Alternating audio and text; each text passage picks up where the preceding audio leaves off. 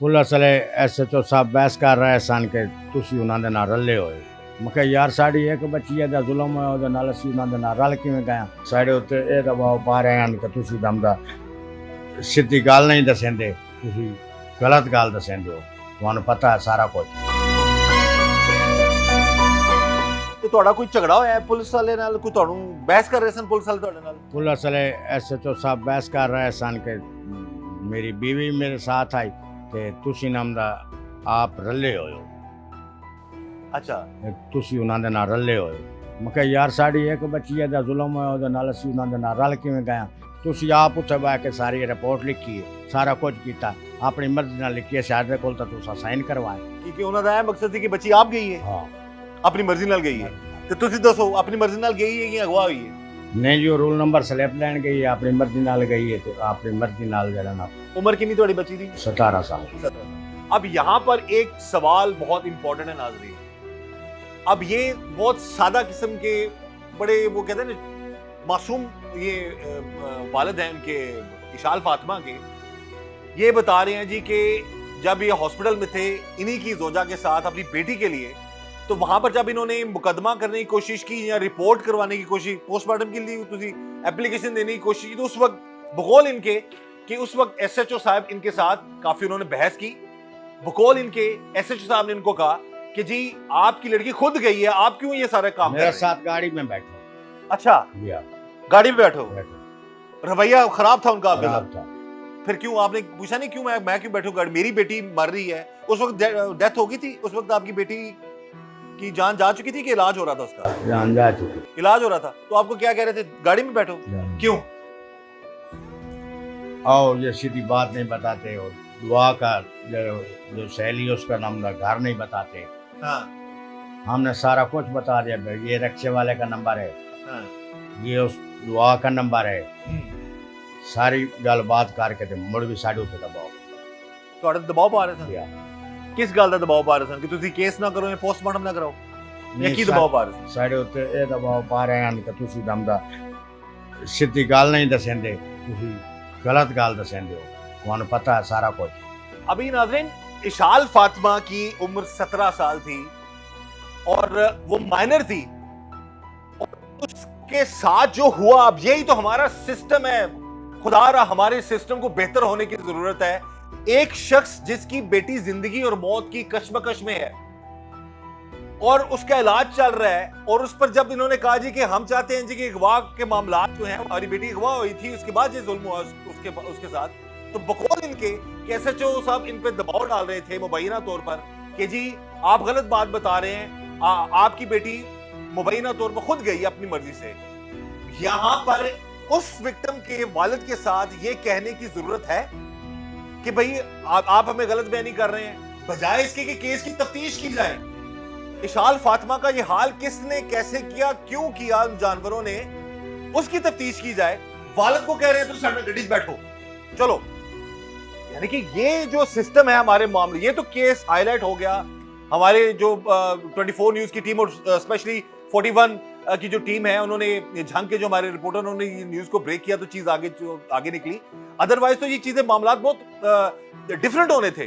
और अभी भी मामला बकौल इनके उन जेडी रिपोर्ट आई, तुसी उस मुतमईन हो रिपोर्ट से कुछ और ही गल कर रहे हो, तुसी की कहोगे हुण? असी उस ते मुतमईन नहीं। तुसी मुतमईन नहीं है? नहीं। जेडी ये इब्तदाई रिपोर्ट आई है या ਉਹਦੇ ਤੁਸੀਂ ਮੁਤਮਈਨ ਨਹੀਂ? मुतमईन नहीं। ਠੀਕ ਹੈ। ਤੇ ਇਹ ਹੁਣ SHO ਸਾਹਿਬ ਦਾ ਹੁਣ ਕੀ ਰਵੱਈਆ ਤੁਹਾਡੇ ਨਾਲ? ਹੁਣ ਵੀ ਇਹੀ ਗੱਲ ਹੈ? ਹੁਣ ਵੀ ਉਹ ਗੱਲ ਹੈ ਜਿਹੜੀ ਪਹਿਲੇ ਗੱਲ ਹੈ, ਉਹ ਗੱਲ ਹੈ, ਹੁਣ ਤੱਕ ਹੋਇਆ ਤਾਂ ਕੁਝ ਨਹੀਂ ਸਾਡਾ। ਅੱਛਾ, ਕਿਉਂ ਕਹਿੰਦੇ ਨੇ ਅਗਵਾ ਨਹੀਂ ਹੋਈ? या ਤੇ ਤੁਸੀਂ ਕਹਿੰਦੇ ਅਗਵਾ ਹੋਈ ਹੈ, ਤੇ ਤੁਸੀਂ ਇਹ ਹਲਫਨ ਕਹਿੰਦੇ ਹੋ ਕਿ SHO ਸਾਹਿਬ ਨੇ ਉਸ ਟਾਈਮ ਤੁਹਾਨੂੰ ਦਬਾਅ ਪਾਇਆ ਸੀ, ਤੁਹਾਡੇ ਨਾਲ ਤੁਹਾਨੂੰ ਬਹਿਸ ਕੀਤੀ ਸੀ ਤੁਹਾਡੇ ਨਾਲ? मैं SHO साहब आया ना तो उन्होंने मैंने आख्या तू गड्डी च बो, ਇਹ ਅਲਫਾਜ਼ ਨੂੰ ਦੇ मैं हल्फन गल करना, उन्होंने मैंने आख्या तू गड्डी च ਤੂੰ ਗੱਡੀ 'ਚ ਬੋ। हाँ, उस तो बाद चुप कर, मुड़ कोई गल नहीं।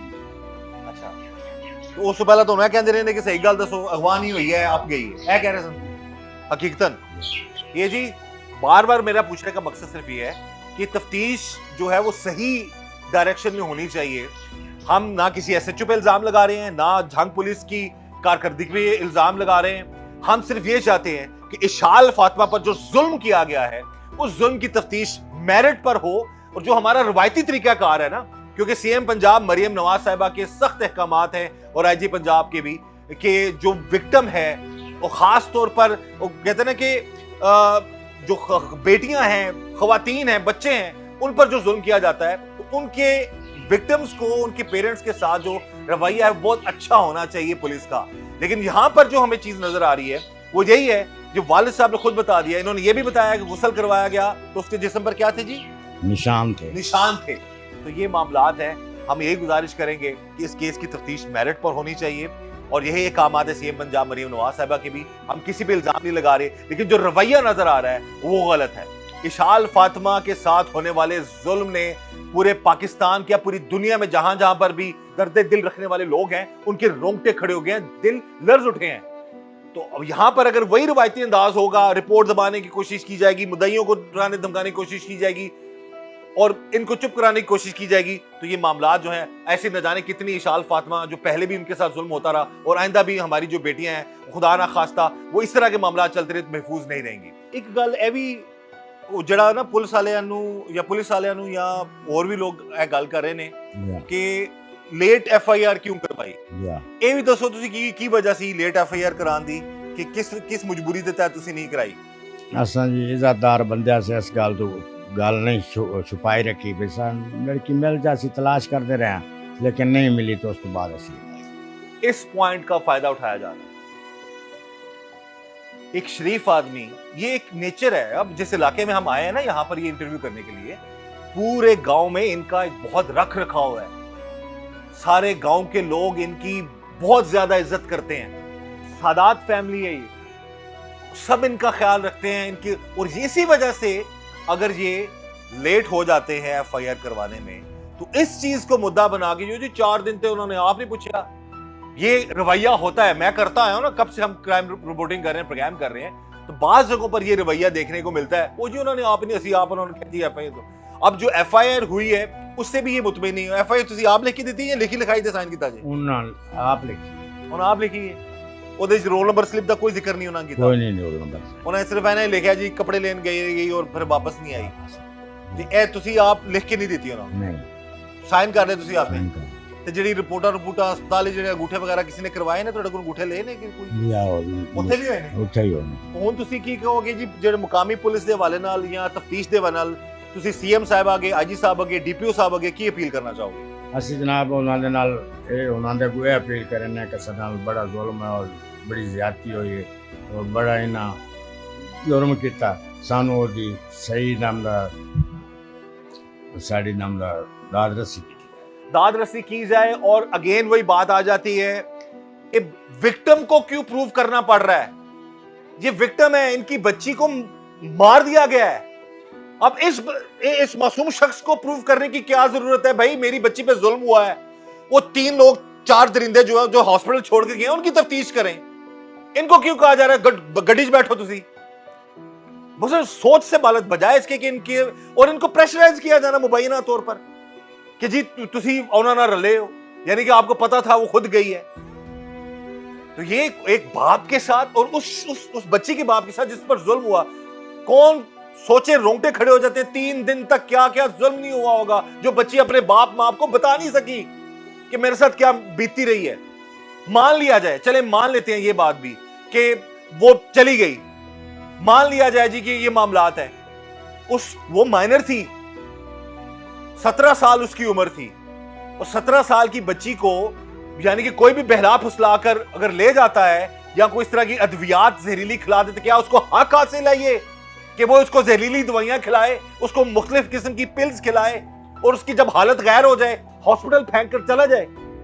नहीं, खुदारा हमारे सिस्टम को बेहतर करने की जरूरत है। बेचारे मजलूमों को क्यों प्रूव करना पड़ता है कि जी 80 सच्चे या फलाना झूठ? जिसकी बेटी मर गई उसने क्या झूठ बोलना? हम भी यही गुजारिश करेंगे आला हुकाम से, खुदारा इस केस की तफ्तीश मेरिट पर करवाएं। 3 दिन तक वो बेहोश रही है, 3 दिन तक मुबैना तौर पर जो इतलात हैं कि उसकी ब्लीडिंग होती रही है, उसको खुद से इलाज करने की कोशिश की जाती रही है, तो क्या उन 3 दिनों में वो तमाम सबूत जो हैं वो खत्म किए नहीं जा सकते? ज्यादती का इल्जाम लगा रहे हैं ना, ये अगवा की बात ज्यादती, तुम यही कह रहे हो ना कि ज्यादती हुई थोड़ी बेटे नाल, तो अब अब अगेन वही चीज आ जाती है कि अगर वो 3 दिन तक वो सबूत खत्म हो जाते हैं तो क्या उनको छोड़ देना चाहिए? क्या आपसे सवाल है, मेरी आवाम से सवाल है, आप बताइए, आप क्या कहेंगे कि एक मजबूर बाप को पुलिस के सामने प्रूव करना पड़ा जी मैं सच्चा, मेरे ते जुल्म होया, मेरी बेटी नू अगले मार गए ने, तो मेहरबानी करो। और पुलिस क्या कह रही है? तुसी रले हो, आपको पता था। खुदा रहा, इस सिस्टम को बदलने की जरूरत है। आप अपना जरूर इस पर भी मौकफ दें, हमारे जो नाजरीन है आप अपनी राय दें इस हवाले से कि जो हमारे सिस्टम में इस तरह के मामला होते हैं उस पर आप लोगों का क्या कहना है। और हम यही चाहेंगे और पूरे पाकिस्तान का ये मुतालबा है कि इस केस की तफ्तीश मेरिट पर हो और उन जालिमों को कानून के मुताबिक कड़ी से कड़ी सजा मिले।